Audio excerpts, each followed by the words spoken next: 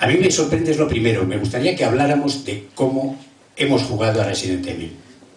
Yo, insisto, me gusta jugar muy despacio, disfrutando de cada muerte propia, porque ciertamente es una experiencia que uno no tiene todos los días, entonces me gusta morir y resucitar todas las veces que puedo.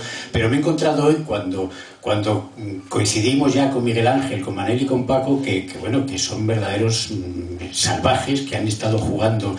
Incluso Manel, creo que, por eso te voy a pasar la palabra el primero, creo que has terminado el juego en una especie de 2 noches salvajes sin dormir, jugando como un loco. Y entonces me gustaría que lo contarais vosotros primero, que empezaras tú. ¿Cómo os habéis enfrentado a la experiencia de jugar?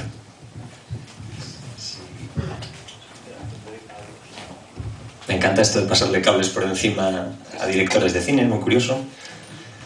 Bueno, pues ya que me pasan la patata caliente de esta manera, pues sí, lo he acabado y la experiencia no puede haber sido más gratificante. Es decir, es un muy buen juego, que es la pregunta que seguramente os estaréis haciendo. ¿El juego merece la pena? Desde luego, merece absolutamente la pena. No han sido 2 noches sin dormir, solo ha sido una noche, pero sí que, si lo he hecho, ha sido por 2 motivos. Primero, porque quería hacerlo, y segundo, porque empecé a sentir la necesidad obsesiva de saber qué había detrás de la siguiente esquina. Me refiero, estoy hablando de una esquina metafórica, me refiero que es una historia que está muy bien hilvanada. A mí me encantan las historias, me dedico a contar historias. No soy el único que ha estado en ese trance. Me parece que Miguel Ángel también ha tenido un problema de ese estilo. Sí. No, yo creo que lo bueno de ese tipo de videojuegos, que además lo ha dicho Manel, he pasado la noche sin dormir. Es un juego que no juegas por el día. Pero es lo divertido de los videojuegos de tipo Resident Evil. Yo me he terminado el segundo y el cuarto, los 2 juegos, y en ambos casos solo jugaba por la noche. Había días que tenía día libre, pero no tenía la misma gracia el ponerte por la noche, cuando no hay nadie, además solo, a jugar a este juego, porque el ambiente es muy importante para conseguir ese terror que te va a dar luego el videojuego. A mí en esta nueva saga, este nuevo episodio, lo que más me ha gustado, lo contó también Manel, os he hablado antes, es el tema del guión, de cómo está estructurado. A mí no me parece que sea un guión de videojuego, sino un guión de cine.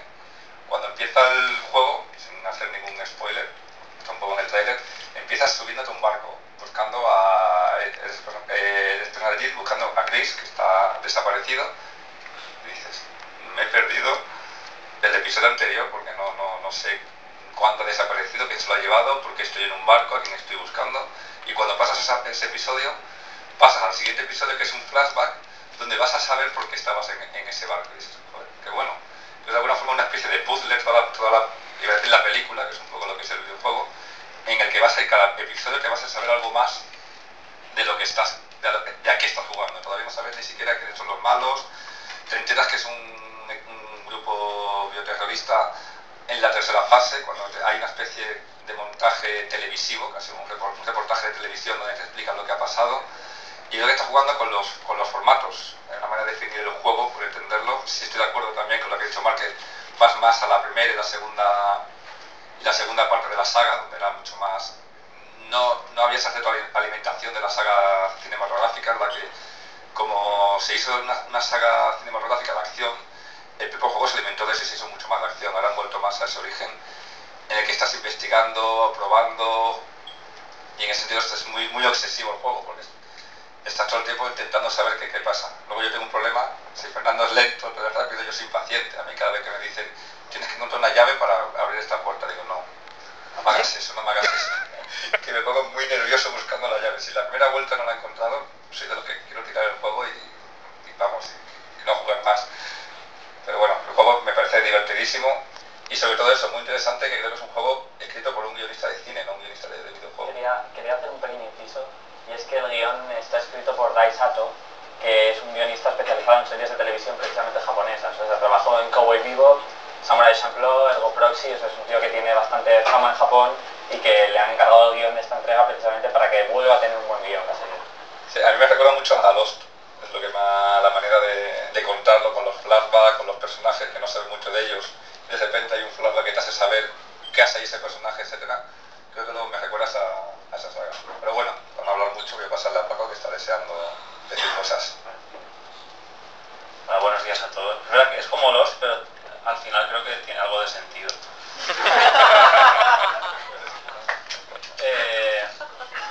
Yo estoy un poco en un campo intermedio. A mí se me acaba la batería en el AVE jugando al juego porque tengo una naturaleza un poco adictiva. El otro día les comentaba a los amigos que yo tuve una experiencia especialmente traumática con Resident Evil, que fue, y permitirme que haga un ejercicio en plan Sofía Petrilo, un pequeño flashback. Cuando yo vivía en Madrid, tenía 25 años, no tenía PlayStation, perdón por decirlo, no tenía consola de ninguna marca. Entonces yo la alquilaba los fines de semana. Ahorraba toda la... No, bueno, no ahorraba, tampoco era tan cara, pero bueno, el fin de semana la alquilaba y jugaba. Yo desconocía en aquel momento, en mi inocencia, que existía algo llamado memory cards. No sabía lo que eran. Entonces pensaba que había que jugar como en la máquina del recreativo, que era mi cultura, ¿no? La máquina recreativa. Que había que empezar y acabar. Entonces durante muchos meses, claro, yo no, años después, mi amigo Jaume Balagueró me habló de la memory card, pero en aquel momento aún no nos conocíamos tanto. Entonces yo iba jugando cada fin de semana hasta que en una partida de 40 horas consecutivas sin dormir conseguí acabar Resident Evil, con lo cual durante unos años me he mantenido alejado de la franquicia, porque no tengo unos recuerdos muy gratos. Entonces para mí ha sido una especie de reencuentro con este maravilloso juguetito que realmente es una consola de bolsillo. Esto es lo primero que me sorprendió, que realmente es portátil. No es como el rollo de consola portátil, es como bueno, portátil si llevas una maleta, claro. Todo es portátil, ¿no? O sea, todo es susceptible de ser movido. Pero esta realmente es portátil, la puedes llevar en el bolsillo y en el metro jugar y fardar un poquillo y tal. Yo he disfrutado mucho, como dice Miguel, de la estructura del guión del juego. Yo creo que está muy bien. Un videojuego con flashbacks no lo vi venir, o sea, no me lo esperaba y me satisfizo mucho. La verdad es que estoy jugando en el nivel fácil. A mí lo que me parece es que es una forma distinta de simpatía del jugador, de la que puede sentir el lector de un libro o de la que puede sentir el espectador de cine. Vosotros, que además de cineastas sois guionistas también, y Manel también, creo que la serie que se prepara también ha sido guionista. Comentaros un poco eso, es decir, ¿cómo es la simpatía del jugador barra espectador barra lector? ¿Qué diferencias veis entre vuestro oficio actual y esta percepción que tiene la actual? Bueno, yo creo que una diferencia básica es que a mí lo que más me gusta de jugar a un videojuego de terror es que es muy fácil a veces. Digo, no es como una película que la decisión es de alguien. Si tú encendieras la consola y te quedaras quieto, nunca morirías, vivirías eternamente. Es maravilloso. Entonces tú decides ir a meterte en problemas. Entonces decidir buscarte líos creo que es algo que está en la naturaleza de todo ser humano. Quizá más masculino que femenino, pero esto sería un debate larguísimo. Pero el tema de meterte tú mismo en problemas creo que es algo maravilloso.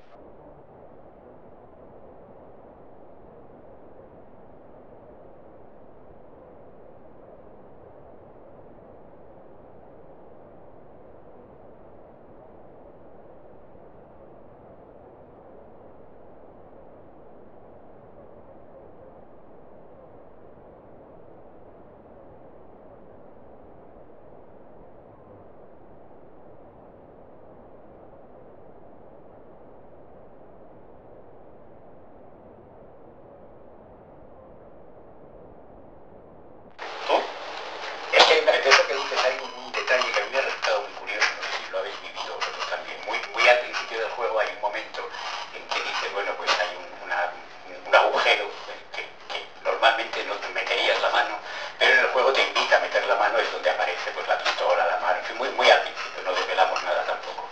Pero realmente yo a lo largo de los años en el cine de terror que todos hemos visto, cuando está el típico grupo encerrado y de pronto dicen, vamos a ver, tú y yo vamos a meternos desarmados por aquella zona donde no hay luz y hay oscuridad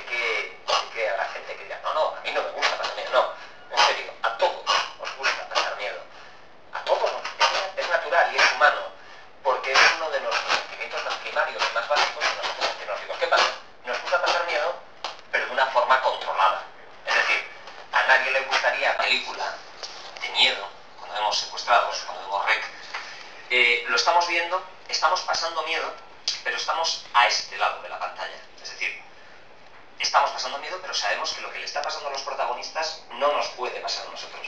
Cuando leemos un libro de terror, la historia nos atrapa, nos mete dentro del libro, pasamos miedo, pero estamos a este lado del libro. Cuando jugamos un videojuego como Resident Evil, pasando miedo, pero estamos a salvo. Pero aunque estemos a salvo, esa sensación que dices tú de meterse en líos, es como cuando ves una película y de repente ese grupo que está en una casa abandonada, de repente ves que uno, que es de una minoría étnica, dice voy al sótano a por leña, y dices tú que estás más fastidiado, colega, porque es que van a acabar contigo. Eso es lo que... ¿Por qué nos gusta pasar miedo a todas estas cosas? Porque pasar miedo nos permite dominar el miedo y nos permite enfrentarnos a nuestros miedos. Y en ese sentido, este juego lo consigue maravillosamente bien. ¿Por qué? Porque es inmersivo. El hecho de que sea un juego, como bien decía Paco, cambia por completo las cosas. En un libro o en una película es el director o el escritor el que te coge de la manito y te lleva y te dice y ahora te voy a contar la historia y tú vas a seguir el camino que yo te diga. En un juego no. En un juego como este juego, tú decides el camino. Tú decides si vas o si no vas. Decides si vas ahora o si vas más tarde. Y lo que es más importante, decides cómo vas. Entonces, eso es una cosa que a mí de lo que más me sorprendió de este Resident Evil fue precisamente eso, la libertad de actuación. En ningún momento tuve la sensación de estar en una aventura sobre carriles. Es decir, evidentemente hay una serie de waypoints que tienes que pasar para que la historia avance, pero sí que tuve en todo momento la sensación de plena libertad de estar paseándome yo solo por el interior de un bar con ruinas, totalmente abandonado y donde oía ruidos extraños 2 puertas más allá, pero no sabía si era esa puerta o aquella puerta. Y en mi mano estaba decidir si abría esa puerta o esa puerta. Ahora imaginaros esa sensación, tú solo, jugando de noche, y entenderéis por qué es tan inmersivo. Pero bueno, que me enrollo. No, bueno, al final voy a decir un poco lo que le han contado aquí.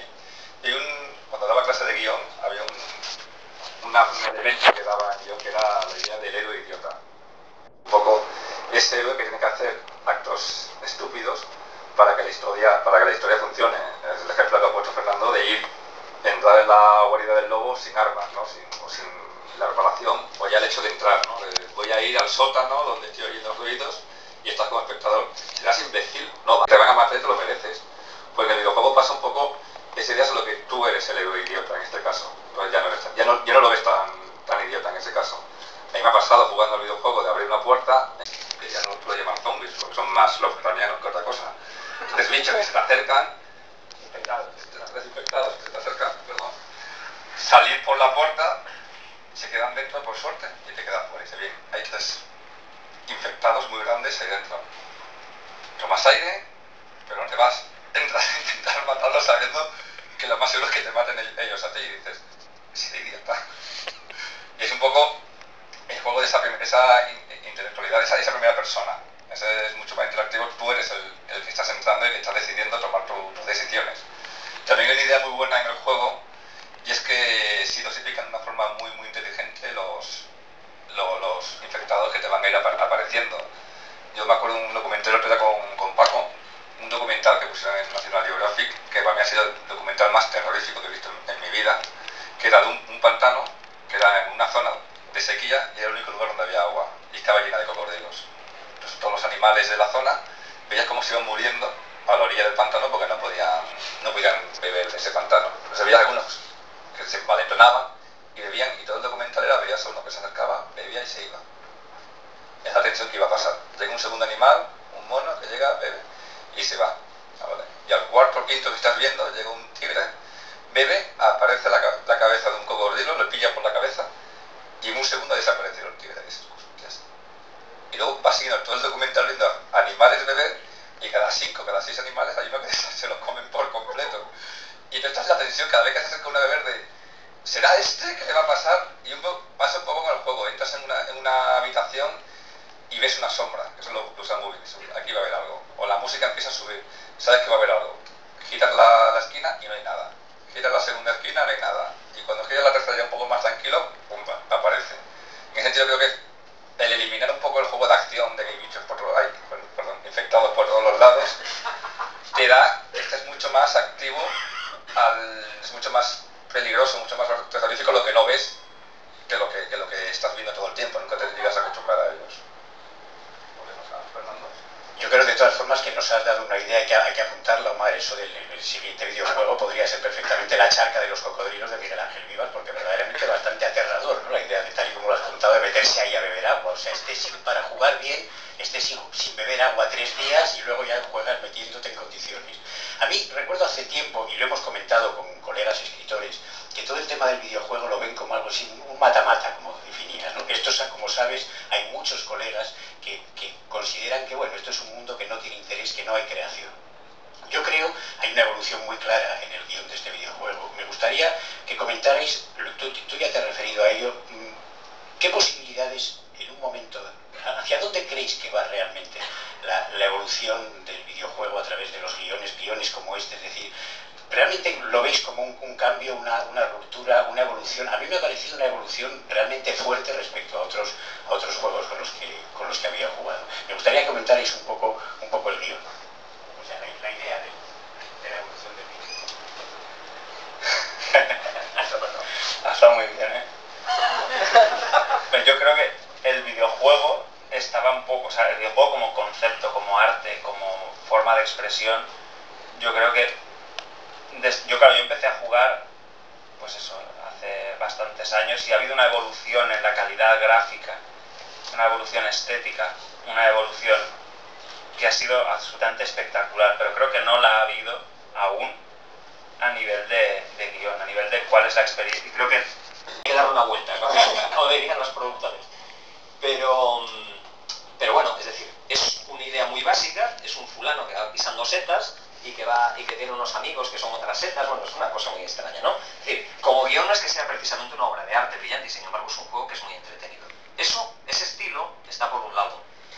Y después están, por otro lado, pues historias como este, y vuelvo aquí a este Resident Evil, que es una historia. A mí os voy a contar, es que no quiero contaros mucho la historia para no destripároslo, pero a mí ha habido una serie de cosas que me han llamado la atención, que he visto a lo largo del juego, que se utilizan muchísimos recursos narrativos muy buenos. Es decir, se utilizan los cliffhangers, ¿sabéis? Eso de estar contando una historia y de repente dejarte colgado en la parte más interesante y dices tú, pero ¿cómo sigue ahora? ¿Cómo sigue? Y de repente se corta abruptamente y dejas de jugar con ese personaje y apareces en un escenario totalmente distinto, con otro personaje, para desarrollar otra parte de la historia que se desarrolla en otro lugar y en paralelo. Eso es buenísimo. Narrativamente es buenísimo porque es como una película. Te tiene en el borde de la silla diciendo, ¡qué cabrones! Perdón, ¿puedo decir cabrones? Sí, lo he repetido. O sea, una tercera incluso. Qué cabrones que me tienen súper enganchado a esta historia que me están contando. De repente me la cortan para contarme esta historia que no me interesa nada. Y estás con esa historia que no te interesa nada, y justo cuando esa historia ya te ha atrapado dices tú, pero cómo mola esta historia que me están contando. Te la cortan y te vuelven a la anterior y dices tú, serán cabrones que esta historia no me interesa nada, me interesaba la otra. Juega mucho contigo el juego, nunca mejor dicho, qué cosa más rara, con eso, saltando de una historia a otra, arrastrándote. Y os digo, utiliza muchísimos recursos como los cliffhangers, los puntos de giro en la historia. Es decir, no es una historia lineal, tú estás avanzando. Una vez más, no os puedo decir nada para no destripar las sorpresas, pero de repente te encuentras sorpresas absolutamente inesperadas en la historia. Ojo, no me estoy refiriendo a sustos de abrir una puerta y que aparezca un tío haciendo no. Puntos de sorpresa en la historia, de decir, pero ¿qué me estás contando? O sea, es que esto no me lo esperaba de ninguna de las maneras. Y eso pasa. Eso es una manera de hacer videojuegos. Se está avanzando en esa línea, es decir, yo de cuando yo jugaba a la Abadía del Crimen en tiempo A, que era un juego que tenía esa perspectiva isométrica, que tenía unos píxeles que eran como puños, que tú ibas viendo ahí un macaco, a lo que es esto, en una consola portátil. O sea, yo es que cuando empecé a probarlo alucinaba con la calidad gráfica que tenía, para ser un bicho tan pequeño. El camino que se ha recorrido gráficamente es enorme, y en argumento también, lo cual no quiere decir que el pobre Mario no pueda seguir buscando a su princesa tonta mientras pisa unas cuantas setas. Ahí sí estoy de acuerdo con lo que has dicho de la diferencia de los dos tipos de juegos. En cómo ha evolucionado el videojuego, yo me acuerdo de niño jugando al Gift from the Gods para el Spectrum y decir, va, esto ya... Es de los clásicos. De los clásicos, sí, de 48K, y decir, ya, esto no se puede superar. O sea, hemos tocado cielo de gráficos, de aventura, de todo. Y claro, me gustaría haber conservado el juego para verlo hoy. Sí es verdad que hay dos tipos de videojuegos. Un videojuego Mario, por ejemplo,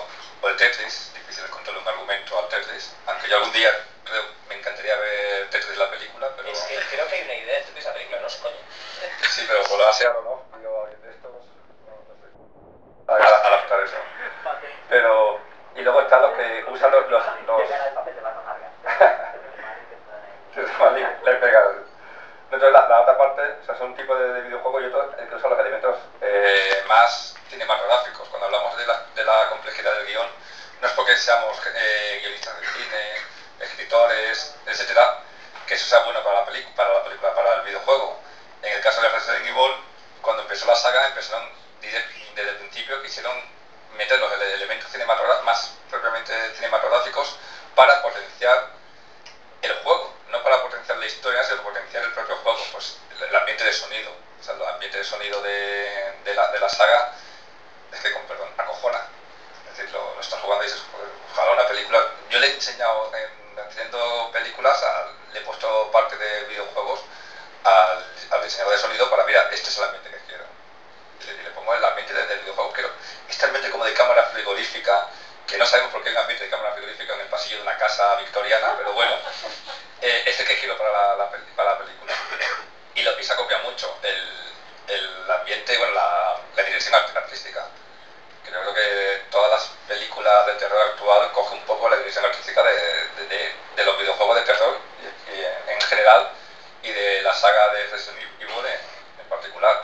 Entonces, de alguna forma, ya que están cogiendo elementos más cinematográficos no para que la historia sea mejor o peor, sino para que el juego sea más interesante para el jugador, faltaba el jugar con el guión. Y ya no es que nos guste la complejidad de que esté contado en flashback, que haya montajes paralelos, que es muy interesante como curiosidad, como anécdota, sino como de hecho Manuel, es que te atrapa más el juego. Estás deseando, o sea, oye, quiero volver a la otra historia, o quiero saber por qué me está pasando esto. Todo eso hace que seas mucho más activo, el hecho de no saber dónde te encuentras, sino decir, no, tu objetivo es pillar a la princesa y punto. Tu objetivo va cambiando. Pues a mí, esto que comentabas de tomar aire antes de entrar a un sitio, ¿no? Esto lo comentábamos con Miguel Ángel el otro día, que el tiempo en presente, en narrativo, es algo que en el cine de género funciona muy bien siempre, ¿no? O sea, la sensación de tensión, cuando tú necesitas generar la empatía absoluta del espectador con la víctima, lo que sueles hacer es dilatar el tiempo y convertirlo en tiempo real, ¿no? O sea, o incluso hacer que dure más de lo que debería durar, ¿no? Cualquier mínima acción, o sea, vas a abrir una puerta, entonces ves el plano, el tío decide, la mano. Y en ese sentido, el videojuego funciona como la máxima expresión de eso, ¿no? O sea, el tiempo real es absoluto y además eres tú quien lo está decidiendo. Y yo creo que en ese sentido, por eso el terror funciona también en videojuego, porque la empatía con la víctima en este caso es 100% absoluta, ¿no? Y es verdad, y me ha hecho gracia cuando has dicho esto del tomar aire antes de entrar a un sitio, ¿no? Porque hay una cosa que hago mucho, creo que por mi trauma de la tercera parte, que es cuando entro en una habitación, ¿sabes? Dar la vuelta entera, recorrerla, o sea, jamás atravesarla. Siempre hacer una inspección, porque claro, me ha pasado me pasó en aquella época de olvidarte algo y tener que volver 25 pantallas atrás. Entonces eso ya no me pasa jamás. O sea, ahora inspecciono muy minuciosamente cada estancia, ¿no? Me encantaría haberte visto en aquella época jugando. Debería de ser, al cabo de 12 horas, la cara que debías tener debía ser un auténtico poema. Algo que me haya impresionado, que me haya llamado la atención, pues en mi caso es una cosa muy concreta. Hay un determinado momento en el juego en el que la protagonista, en ese caso, tiene que bucear, tiene que recorrer unas instancias. Estamos hablando de un barco, ¿no? Entonces, bueno, estamos hablando de una parte del barco que está en determinadas instancias inundadas y tiene que bucear y buceando, en esas alas hay algo nadando, una serie de monstruos nadando. Y es terrible porque estás nadando en un agua turbia, a oscuras, con muy poca luz, y la sensación de estar en el agua y saber que hay algo cerca, pero que no lo puedes ver, y tú como jugador sabes que está ahí, pero no lo puedes ver porque lo ves periféricamente. De repente ves que pasa una sombra, de repente ves que algo se mueve, no se mueve, o es una caja flotando. Entonces, son 4 o 5 minutos de tensión, y tensión con mayúsculas. Y yo estaba jugando y estaba diciendo, generar esta tensión es el objetivo, se ha logrado. Es decir, a mí esa parte, desde luego, me impresionó por completo. No, yo creo que dos anécdotas muy chiquititas, una graciosa y otra estúpida. La estúpida, quedo yo estúpido más bien. La primera es, además que me ha parecido ver esa imagen en el tráiler, que es lo de abrir una puerta y abrir unas estanterías y ver por detrás de la estantería, nada más que abrir la puerta, una sombra que se mueve. Aquí hay algo. Y ya te pones a buscarla, y no pero si vuelves a salir y vuelves a entrar, ya no ves la sombra. No es que diga, hay un juego que cada vez que entras por esa puerta va a estar, pero la primera vez que entré, yo os prometo que vi esa sombra, ahora lo puedo asegurar porque la he visto también el plano en el trailer, digo, no me lo imaginé, y de verdad que te quedas de, yo no he visto algo de sombra. Y la segunda, literalmente, uno de los sustos que más he tenido jugando ha sido con mi propia sombra. Hay un momento que da la sombra de Jill sobre una pared, y cuando aparece, no te das, estás tan metido en el juego que ves una sombra aquí y dices, coño, y le disparé a la sombra, digo, no, pero soy yo. Bueno, entonces en ese sentido el juego sí te mete lo suficiente en la historia como para asustarte de tu sombra. Que es... Ahora entendéis por qué Miguel Ángel no acaba el juego, porque se queda sin munición. Sí. Quería hacer un pequeño inciso, ya que hemos hablado mucho de guión y de cómo los videojuegos deben tratar las historias, etc. Pero quería aclarar que en el fondo unos programadores de videojuegos, en este caso Capcom, siempre tienen que trabajar con dos guiones. Por un lado está la historia de Sato que ha confeccionado con los personajes, creando la historia del barco, etcétera, etcétera. Y después está la propia historia, o sea, el propio guión que tú generas como jugador. O sea, después hay otro guión paralelo que es, voy a colocar a dos enemigos aquí, ahora tienes este arma, ahora pierdes esta munición. O sea, digamos que después hay un juego, el juego intelectual dentro del videojuego, que es generar un guión para los jugadores. Bueno, vamos a pasar a las preguntas. Solo quiero comentar que yo llevo todo el tiempo ya teniendo la sensación, y ahora ya me ha quedado claro que Manel ha debido hacer trampas de alguna manera, porque dice, 4 minutos de tensión y pasar esa piscina horrorosa llena de infectados, y en 4 minutos yo llevo 3 días sin lograr pasar el primer infectado. Yo creo que ya nos contarás cómo lo has logrado. Eso a lo mejor podría ser una novela tuya algún día, cómo logré terminar en 24 horas la partida, porque yo creo que... Yo acabo de buscar en internet, ha hecho... Y no había nada. también lo he hecho, y pone, estamos en ello. Estamos en ello. Bueno, ambos han buscado trucos para hacer trampa. Eso Paco no, o al menos no lo confiesa él.